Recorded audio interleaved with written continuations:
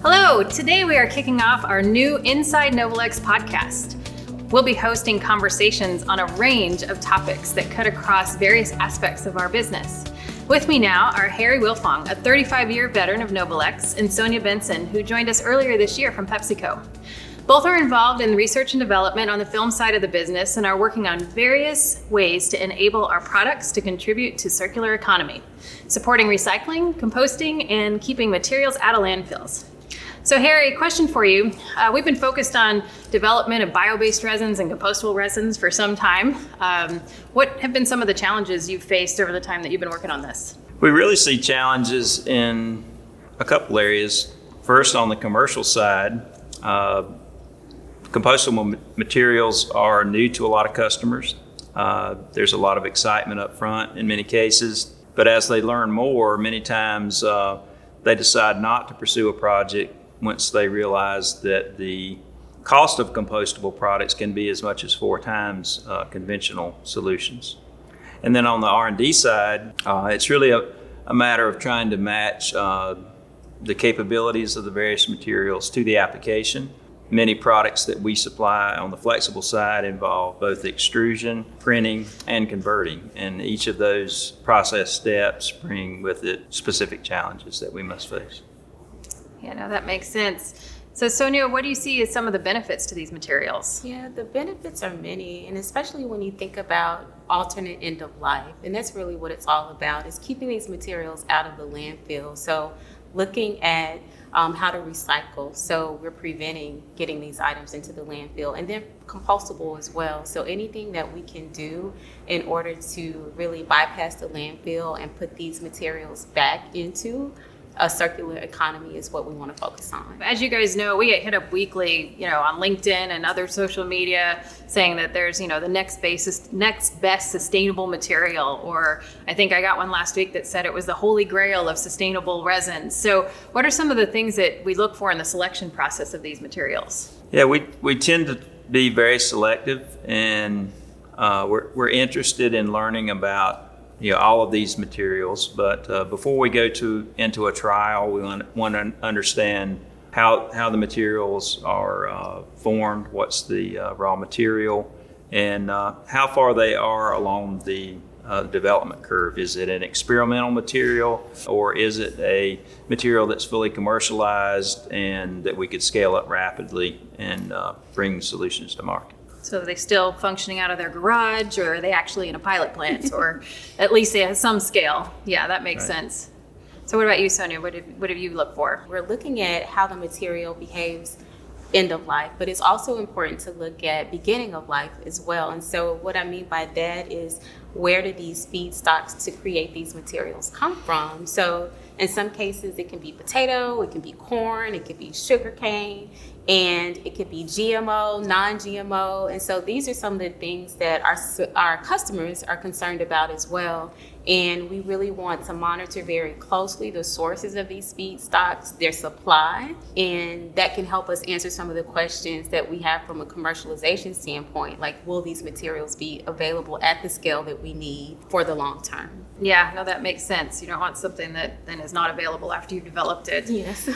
So there are a lot of terms out there: sustainable resins, biodegradable, plant-based, bioresin, compostable, recyclable, renewable, recycled content. I could go on and on and on.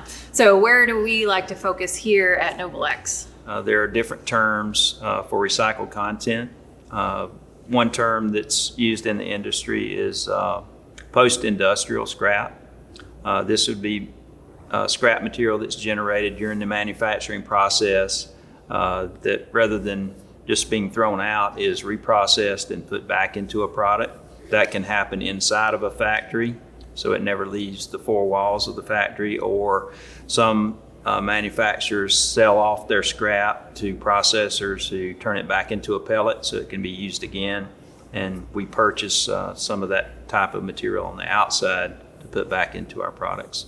The other bucket for recycled content is post-consumer. And post-consumer is defined today by the Federal Trade Commission as any material or item that has served its useful life. So it could be a grocery bag, that the consumer takes into the home and then brings back to the front of the store and recycles. Or it can be stretch wrap that was used to unitize a pallet. It was shipped across the country to a distribution center, and then that distribution center breaks the pallet apart, ships out the contents of the pallet, and then collects that film and sends it in to be recycled. In terms of bio-based and compostable, I think it's a very important space too. So definitely looking for bio-based because you can have a bio-based material and it not necessarily be compostable. And that's important for us to monitor as well. But definitely bio-based and compostable is of a high interest.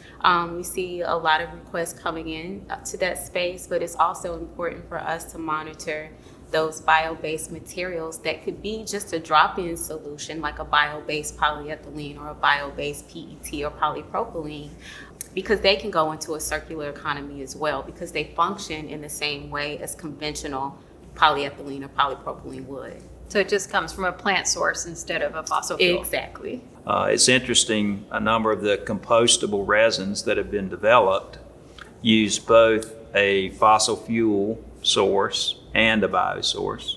Some of the resins we use today are part based on fossil fuel and then contain a percentage of bio content. And the bio content would be just the percentage of the resin that was plant-based. So you can have a compostable resin that has both fossil fuel and plant-based materials in it. Yes, that's very common today. So what are some of the applications of these materials? We've talked about the materials themselves, but how would we want to use these at Novolex? Some of the applications, one that comes to mind is a can liner, which we make at Heritage Bag. It's used in the back of grocery stores to collect produce scrap.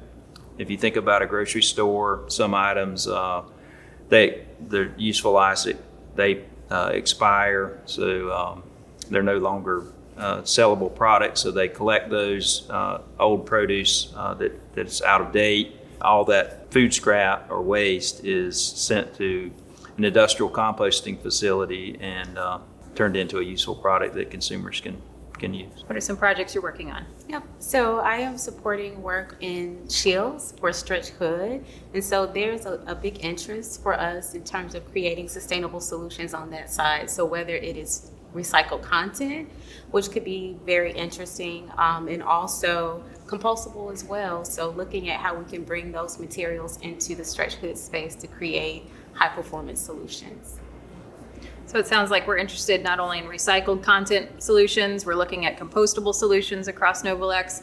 We also obviously have our Eco Products brand where there are a lot of compostable products in that side for food contact packaging.